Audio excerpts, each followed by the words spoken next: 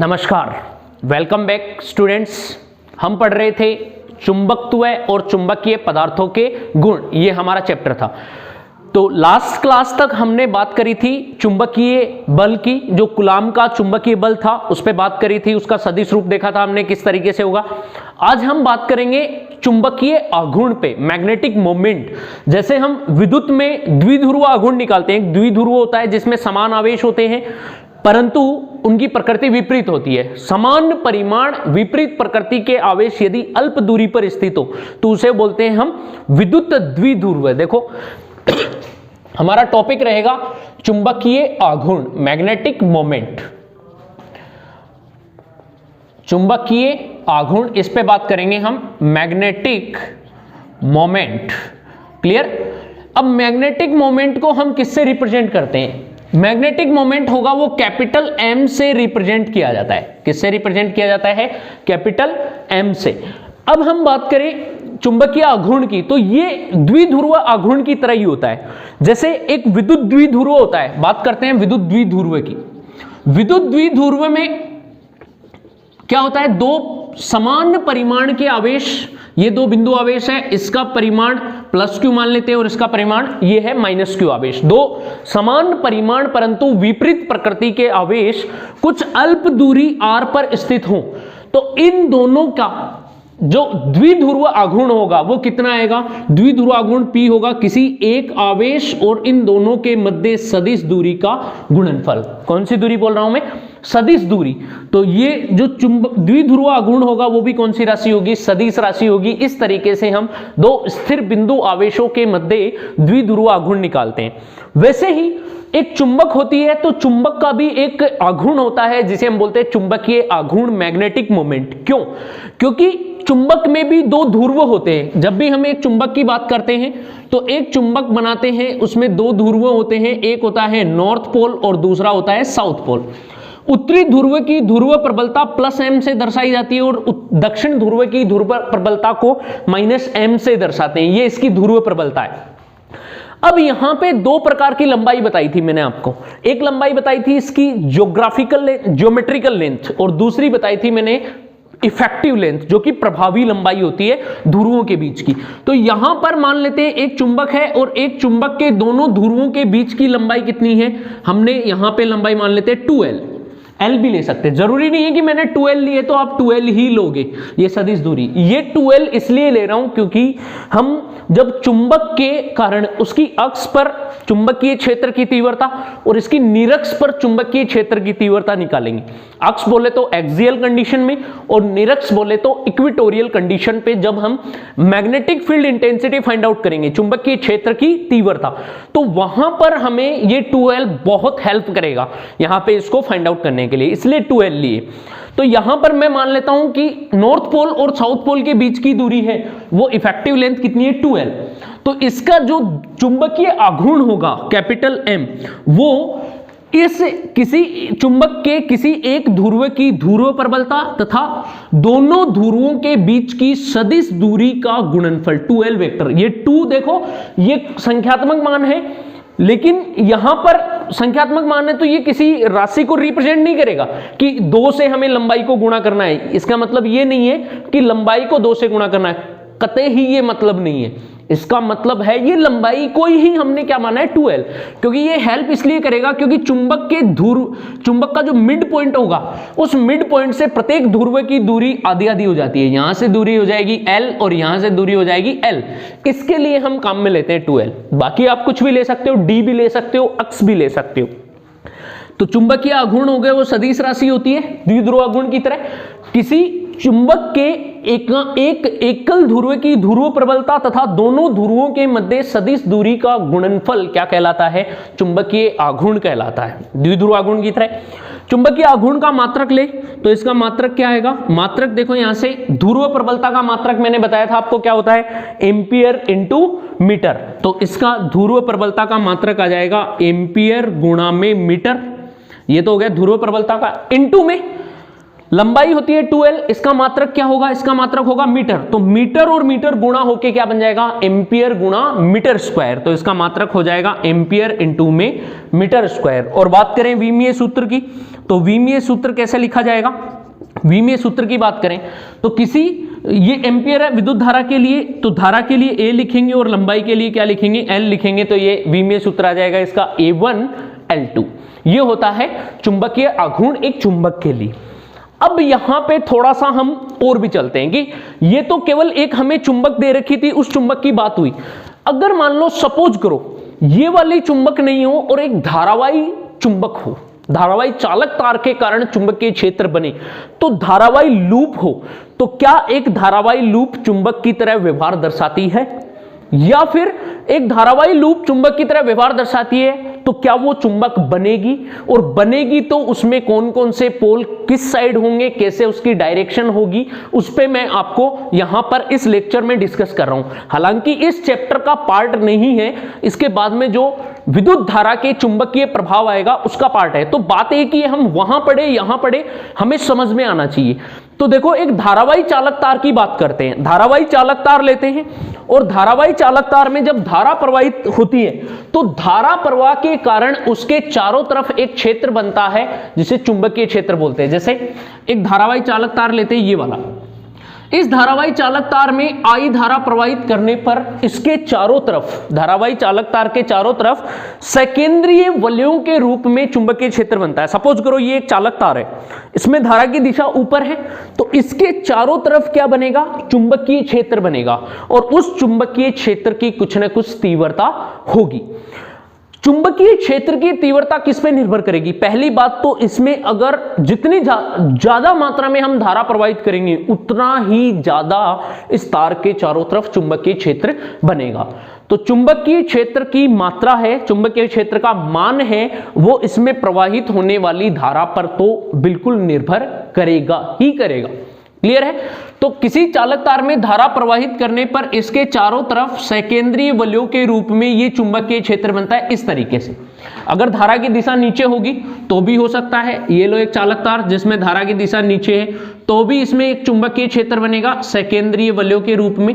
अब बात ये आती है कि ये चुंबकीय क्षेत्र है, तो चुंबकीय क्षेत्र में इसकी तीव्रता होगी, और चुंबकीय क्षेत्र की तीव्रता की दिशा होती है, तो वो दिशा कैसे निकालते हैं। तो चुंबकीय क्षेत्र की तीव्रता की दिशा दाहिने हाथ के अंगूठे के नियम से निकाली जाती है। तो दाहिने हाथ के अंगूठे का नियम क्या कहता है, दाहिने हाथ के अंगूठे व उंगलियों को परस्पर लंबवत फैलाकर, देख लो ये लंबवत है, अंगूठा और उंगलियां लंबवत फैलाकर अंगूठे को धारा की दिशा में रखा जाए, अंगूठे को धारा की दिशा में रखा जाए, तो उंगलियों के रोटेट होने की, मुड़ने की दिशा चुंबकीय क्षेत्र की दिशा को बताती है। इसमें देखते हैं ये वाला धारावाही चालक तार है, तो इस पर दो बिंदु ले लेते हैं, एक इस तार के राइट साइड लेते हैं, एक इस तार के लेफ्ट साइड लेते हैं। तो राइट साइड बिंदु ले लेते हैं P और लेफ्ट साइड बिंदु ले लेते हैं Q। ये बिंदु इस चुंबकीय क्षेत्र में मानते हैं। तो अब देखो धारावाही चालक तार में धारा प्रवाहित हो रही है, तो अंगूठे को धारा की दिशा में रखें और इस साइड करके उंगलियों को घुमाओ, उंगलियों को घुमाओ तो P बिंदु की तरफ उंगलियां किधर जा रही है, अंदर की तरफ जा रही है, इसलिए चुंबकीय क्षेत्र की दिशा बिंदु P की तरफ किधर होगी, बोर्ड के तल के लंबवत अंदर की ओर होगी। तो इस साइड कोई भी बिंदु होगा उस पे चुंबकीय क्षेत्र की तीव्रता क्रॉस में होगी, अंदर की तरफ होगी, ऐसे अंदर जाएगी। देखो यहां से, या फिर ऐसे भी निकाल सकते हैं कि उंगलियों व हथेलियों को परस्पर लंबवत फैलाकर, उंगलियों व इसको अंगूठे को, तो अंगूठे को धारा की दिशा में रखें तो हथेली से धक्का मारने की दिशा उस बिंदु पर चुंबकीय क्षेत्र की दिशा को बताती है। ध्यान देना, अंगूठे को धारा की दिशा में रखेंगे और उस बिंदु पर हथेली से धक्का किधर लग रहा है, हथेली इधर तो हो नहीं सकती, इधर होगी, तो हथेली से धक्का मारने की दिशा उस बिंदु पर चुंबकीय क्षेत्र की दिशा होगी। तो इधर जितने भी बिंदु होंगे तो बिंदु P पर चुंबकीय क्षेत्र किधर होगा, अंदर की तरफ। तो बिंदु Q पर किधर होगा, दाहिने हाथ के अंगूठे को धारा की दिशा में रखो और उंगलियां देखो किधर आ रही है, बाहर की तरफ, इसलिए बिंदु P Q पर चुंबकीय क्षेत्र होगा बाहर की तरफ होगा, बोर्ड के तल के लंबवत बाहर की तरफ। ये होगा magnetic field intensity B vector, इस तरीके से। तो जब अंदर की तरफ चुंबकीय क्षेत्र होता है उसको क्रॉस से दर्शाते हैं, और बाहर की तरफ चुंबकीय क्षेत्र होता है उसको डॉट से दर्शाते हैं। उसमें देखते हैं तो धारा को रखते हैं नीचे की तरफ, तो अंगूठे को नीचे की तरफ। अब राइट साइड लेते हैं तार के, तो उंगलियां किधर मुड़ रही है, बाहर की तरफ। तो इस वाली साइड ये जो कोई भी बिंदु होगा, यहां पर चुंबकीय क्षेत्र किधर आ रहा है, बाहर की तरफ आ रहा है, तो ये डॉट हो जाएगा बी वेक्टर। देख लो, आप खुद करके देखो, ट्राई करोगे ना स्टूडेंट्स तभी समझ में आएगा, क्योंकि बच्चों ये बातें ऐसी हैं, इनको जब तक हम अपने हाथ से उंगलियों से नहीं करेंगे तब तक हम डांस करते ही रह जाएंगे, हमें दिशा समझ में नहीं आएगी, और आगे के लेक्चर जो भी होंगे, चैप्टर्स वगैरह होंगे, उनमें हम इस दिशा के कारण ही मात खाएंगे, क्योंकि जब दिशा ही नहीं पता चलेगी तो परिणाम ही निकालना सदिश में बहुत मुश्किल हो जाता है, कोण नहीं पता चलेगा। तो इसलिए दिशा बहुत इंपॉर्टेंट है, आप खुद ट्राई कीजिए। दाहिने हाथ के अंगूठे को नीचे रखते हैं, उधर बाहर की तरफ। अब इधर निकालनी है, तो इधर निकालने के लिए अब देखो हाथ को ऐसे मोड़ना पड़ता है, तो क्यों ना आप उधर चले जाओ, इधर इस साइड आ गए। अब देखो अंगूठे को नीचे रखते हैं और उधर लेते हैं, तो उधर धक्का किधर लग रहा है, अंदर की तरफ, तो इस पे इधर चुंबकीय क्षेत्र किधर होगा, क्रॉस में, तो ये हो जाएगा बी वेक्टर। ये तो बात हुई है सीधे धारावाही चालक तार के कारण चुंबकीय क्षेत्र की दिशा। कौन सा है, सीधे धारावाही चालक तार के कारण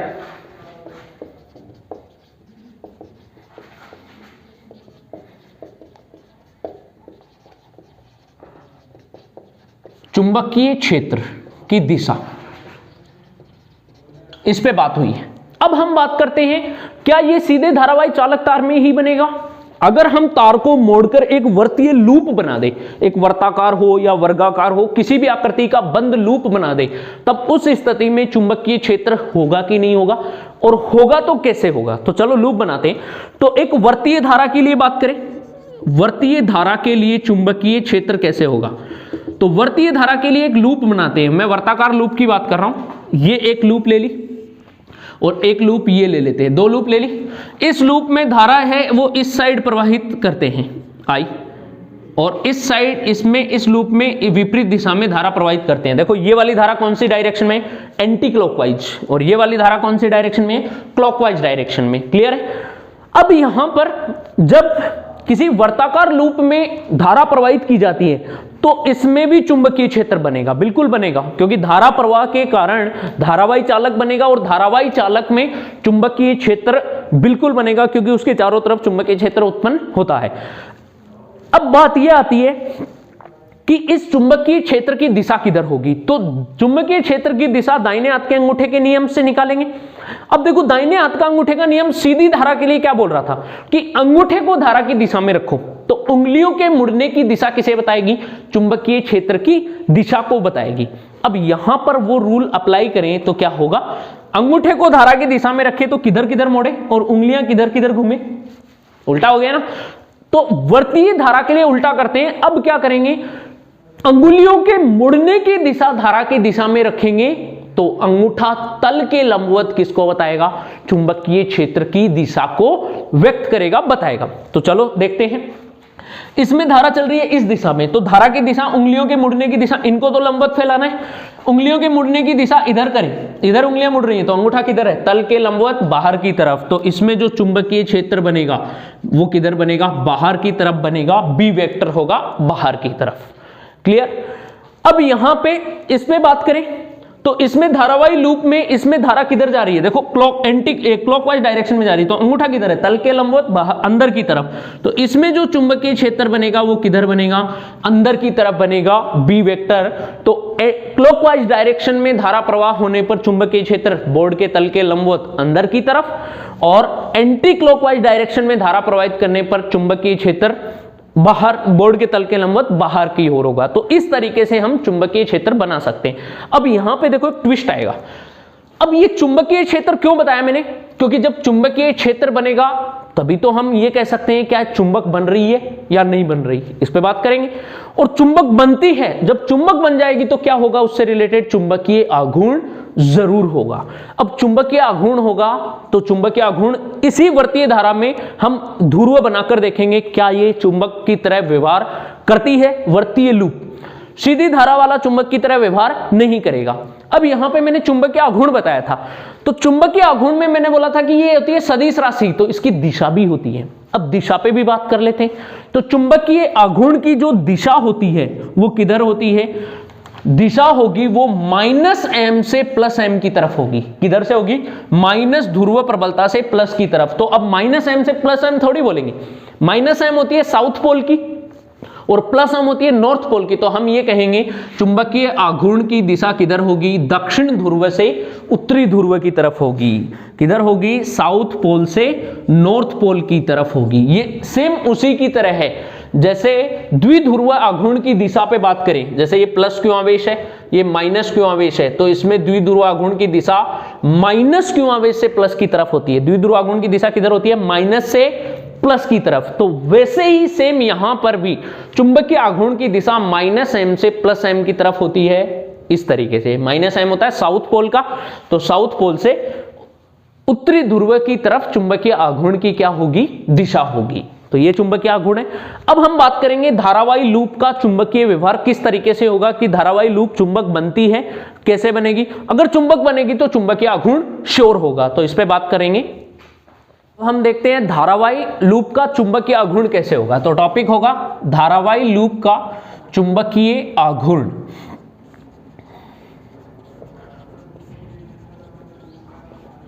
अब देखना, इस टॉपिक में हम बात कर रहे हैं धारावाही लूप की, क्योंकि सीधे तार की नहीं बात करेंगे, क्योंकि धारावाही लूप में धारा प्रवाहित करने पर उस पर चुंबकीय क्षेत्र बनता है।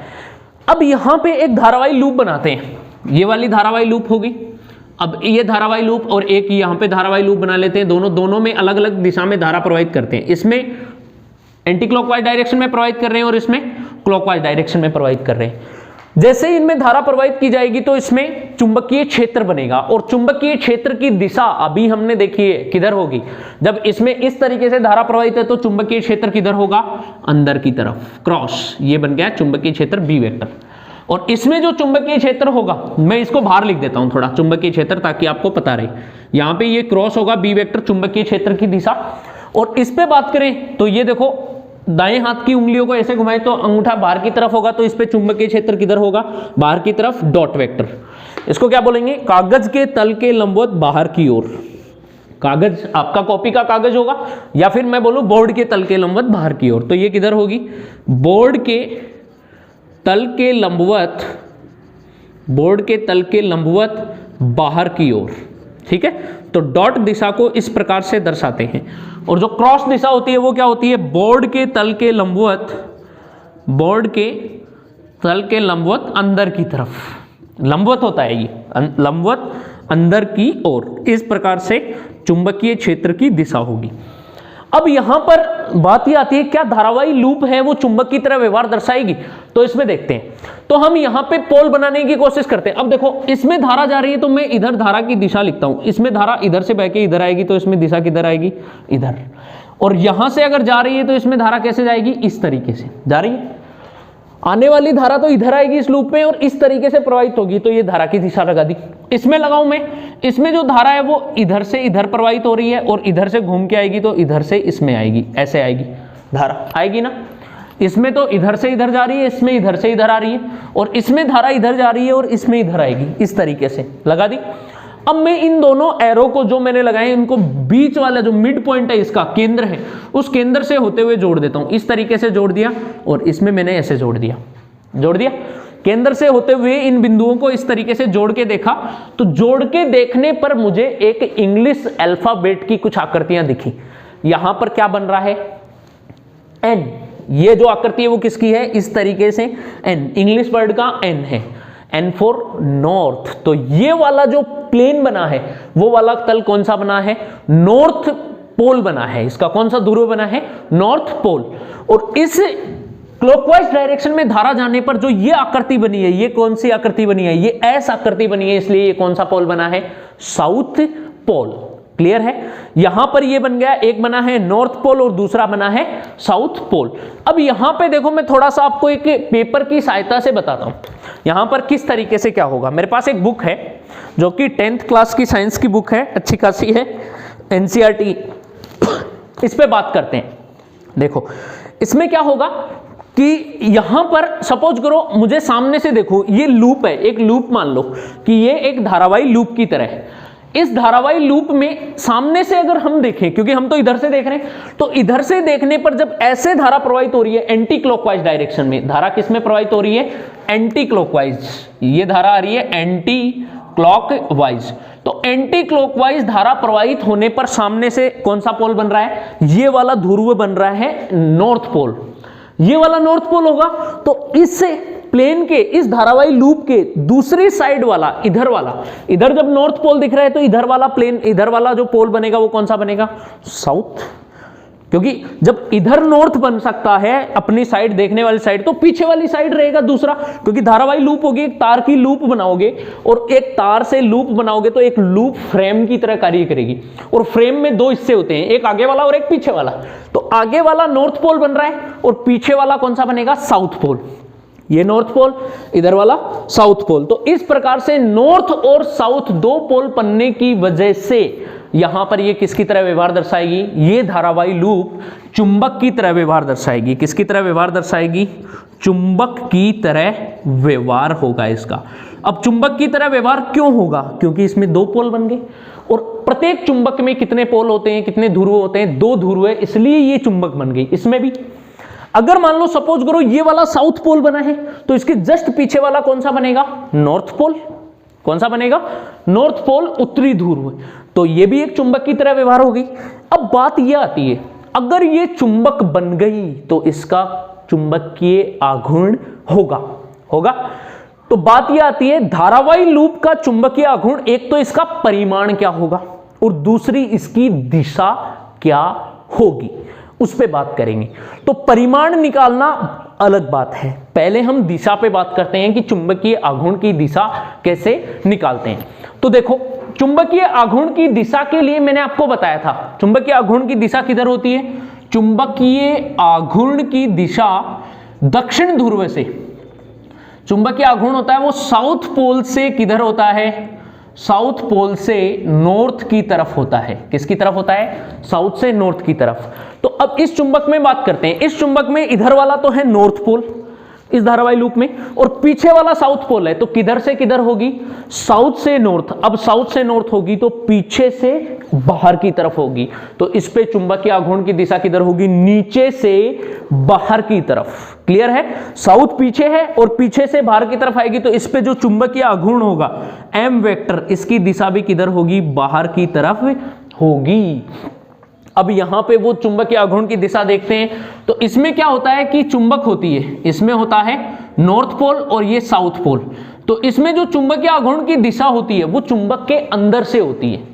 किधर से होती है? चुंबक के अंदर से, साउथ पोल से नॉर्थ की तरफ, चुंबक के बाहर से नहीं होती है। जबकि चुंबकीय बल रेखा की दिशा किधर से किधर होती है? नॉर्थ पोल से निकलती है और साउथ में प्रवेश करती है। नॉर्थ से निकलती है और साउथ में प्रवेश करती है। इस तरीके से चुंबकीय बल रेखा होती है, उत्तरी ध्रुव से दक्षिण ध्रुव की ओर जाती है। जबकि चुंबकीय आघूर्ण है वो बाहर से नहीं होता है, चुंबक के किधर से होता है? अंदर। तो अंदर साउथ पोल से नॉर्थ की तरफ चुंबकीय आघूर्ण एम वेक्टर की दिशा होगी। तो यहां पर भी एक धारावाही लूप बनी। धारावाही लूप में सामने वाला हिस्सा है नॉर्थ और पीछे वाला हिस्सा है साउथ। तो साउथ से नॉर्थ मतलब अंदर से होगी ना, तो इधर चुंबकीय आघूर्ण की दिशा किधर आएगी? बाहर की तरफ आएगी। इस तरीके से इसमें बात करें, इसमें सामने वाला सिरा है, सामने वाला जो पोल बना है वो साउथ पोल बना है और साउथ से किधर होगी? अंदर की तरफ, नॉर्थ की तरफ। तो बाहर से अंदर की तरफ जाएगा, साउथ से नॉर्थ। अंदर है ना पीछे वाला पोल, तो साउथ से नॉर्थ होगी। इसमें चुंबकीय आघूर्ण की दिशा किधर होगी? क्रॉस में एम वेक्टर। इस तरीके से चुंबकीय आघूर्ण की दिशा होगी। क्लियर है? अब ये तो बात हुई धारावाही लूप। तो हम ये कह सकते हैं कि जिस दिशा में चुंबकीय क्षेत्र होगा उसी दिशा में चुंबकीय आघूर्ण होगा। जिस दिशा में इधर चुंबकीय क्षेत्र है उसी दिशा में चुंबकीय आघूर्ण होगा। ये तो धारावाही लूप पर है। अगर हम सिंपल चुंबक पे बात करें तो यहां पर चुंबकीय क्षेत्र की दिशा और चुंबकीय आघूर्ण की दिशा दोनों विपरीत होती हैं। कंफ्यूजन है ये बहुत बड़ा कि सर आपने ये से बोला कि चुंबकीय क्षेत्र बी वेक्टर की दिशा होती है वो नॉर्थ से साउथ की तरफ। क्लियर?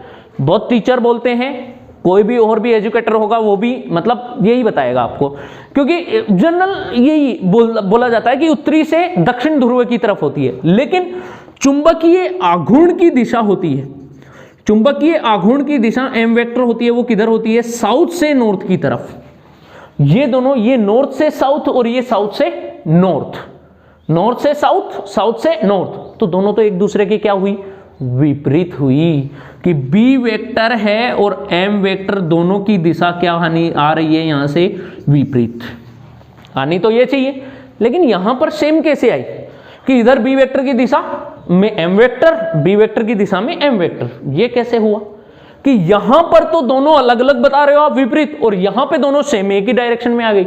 तो बच्चों ध्यान से देखना, ये जो चुंबकीय क्षेत्र की दिशा दर्शाई जाती है वो चुंबक के बाहर की होती है, चुंबक के अंदर नहीं होती। किधर होती है? चुंबक के बाहर। कि चुंबकीय बल रेखा है वो नॉर्थ से निकलती है बाहर, चुंबक के बाहर से, और किस में प्रवेश करती है? साउथ में। इसलिए चुंबक के बाहर इसकी दिशा नॉर्थ से साउथ की तरफ होती है, जबकि चुंबक के अंदर चुंबकीय बल रेखा है वो किधर से जाती है? चुंबक के अंदर चुंबकीय बल रेखा साउथ से नॉर्थ की तरफ जाती है, मतलब दक्षिण ध्रुव से उत्तरी ध्रुव की तरफ जाती है। तो अब यहां पर दोनों कंडीशन पता लगी कि अगर हम चुंबक के बाहर देखें तो नॉर्थ से साउथ में प्रवेश करेगी, लेकिन चुंबक के अंदर देखें तो साउथ से नॉर्थ की तरफ आती है। अब जो चुंबकीय आघूर्ण घटना है, यह घटना चुंबक के बाहर की है कि अंदर की है? बताओ। चुंबकीय आघूर्ण है वो चुंबक के अंदर की घटना है, क्योंकि ये चुंबक है, और चुंबक के अंदर की घटना है, क्योंकि चुंबकीय आघूर्ण तो अंदर उत्पन्न होता है, बाहर उत्पन्न नहीं होता है। चुंबकीय आघूर्ण कभी नहीं होगा, चुंबक के अंदर उत्पन्न होता है। और अंदर किधर उत्पन्न होगा? साउथ से नॉर्थ की तरफ। तो चुंबक के अंदर भी दिशा बताओ, साउथ से नॉर्थ। इसलिए चुंबक के अंदर चुंबकीय आघूर्ण और चुंबकीय क्षेत्र की दोनों की दिशा क्या होती है? सेम। इसी कारण यह है यहां पे। और जनरल टर्म्स में देखें तो ये बाहर की बताई जाती है, बाहर की दिशा, चुंबकीय क्षेत्र की दिशा है ये बाहर की साइड की बताई जाती है, नॉर्थ से साउथ। कोई ये भी नहीं बता सकता क्या कि साउथ से नॉर्थ भी होती है, चुंबक के अंदर होती है। तो ये था चुंबकीय आघूर्ण की दिशा ज्ञात करना। अब हम बात करते हैं इसका परिमाण कैसे निकलेगा। तो परिमाण की देखो एक ट्रिक है, मैं ट्रिक पे बात करूंगा। मान लो सपोज करो एक धारावाही चालक तार है और धारावाही चालक तार को लेकर एक कुंडली बनाई इस तरीके से, तो इसमें फेरे कितने? घेरे। नंबर ऑफ टर्न्स 1, 2 टर्न दे दिए 2, 3 फेरे, 4 फेरे, 5 फेरे, 6 फेरे, 7 फेरे, मतलब तार को बार बार घुमा दिया। जैसे आपने वाइंडिंग देखी होगी, पंखे की वाइंडिंग करते हैं, कूलर की मोटर की वाइंडिंग करते हैं, तो वो वाइंडिंग में बहुत सारे कॉपर के वायर घुमाए जाते हैं, तो वो वायर है वो नंबर ऑफ टर्न्स ही माने जाते हैं कि कितने फेरे दिए। एक फेरा देने पर उसको एक फेरा बोलते हैं, फिर 2, 3, 4 इस प्रकार से। तो नंबर ऑफ टर्न्स मान लो इस लूप में नंबर ऑफ टर्न्स 1 भी ले सकते हैं हम। कितने माने कि नंबर ऑफ टर्न्स कितने हैं? n। ये क्या है? फेरों की संख्या। यदि किसी धारावाही लूप में n फेरे हों और कितनी धारा प्रवाहित हो रही है? I धारा प्रवाहित हो रही है, तथा इस धारावाही लूप का जो क्षेत्रफल है वो है E। यदि किसी धारावाही लूप का क्षेत्रफल, क्योंकि ये 3 तो होंगी, धारा भी होगी, फेरों की संख्या भी होंगी, और इसकी त्रिज्या होगी, वर्तीय त्रिज्या। अगर वर्गाकार होगी तो भी चलेगी और वर्त में होगी तो भी चलेगी, तो इसमें क्षेत्रफल होगा A। तो इन तीनों का गुणनफल ही क्या कहलाएगा? इसके चुंबकीय आघूर्ण का परिमाण। तो चुंबकीय आघूर्ण क्या होगा? M बराबर होगा M is to N number of turns into में A एरिया और I NAI। क्लियर है? तो M is equals to NAI, दिशा यहां से निकाल देंगे, परिमाण ये हो जाएगा धारावाही लूप का चुंबकीय आघूर्ण। इसको मैं ऐसे भी याद करता हूं, M फॉर महेश और NAI मीन्स महेश नाई, है ना। बार्बर की दुकान पे जाते हैं हम बाल कटवाने, तो ये महेश नाई आता है। तो इस प्रकार से हम चुंबकीय आघूर्ण निकाल सकते हैं। तो आज की क्लास हम यहीं पे खत्म करते हैं। नेक्स्ट क्लास में हम चुंबकीय आघूर्ण निकालना सीखेंगे कि कोई आकृति हमें किस प्रकार से दे दे तो उसमें चुंबकीय आघूर्ण कैसे निकालते हैं। सदिश का ज्यादा यूज होगा इसमें, सदिश के आधार पर इनका योगफल करेंगे। तो आज की क्लास में इतना ही। Thank you, thanks for watching. Subscribe कीजिए चैनल को।